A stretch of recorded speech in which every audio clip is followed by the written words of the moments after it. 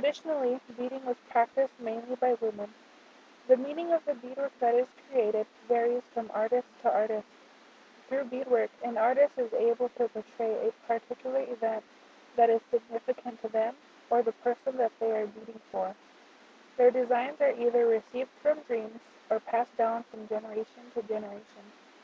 Before they came into contact with the Europeans, the women created their own beads out of shell, stone, bones of fish and animals, deer hooves or toes, animal teeth, and seeds. They were very creative and used their natural resources to create bold and intricate designs. After Europeans arrived, they had a lot of influence on Native American beadworkers.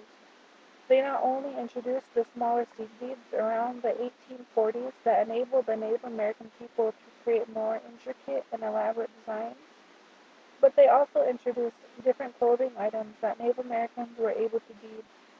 An example of this influence is the introduction of the vest, because the vest was not an original article of clothing for Native American people. The vest became very popular among the Native people in the 1870s.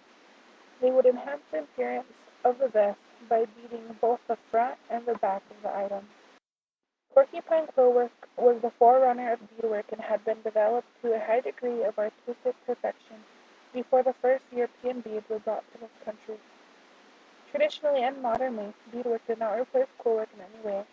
At the time, beadwork was new and the people were intrigued with the easiness of acquiring beads, whereas they had to go through a process when they wanted to quill.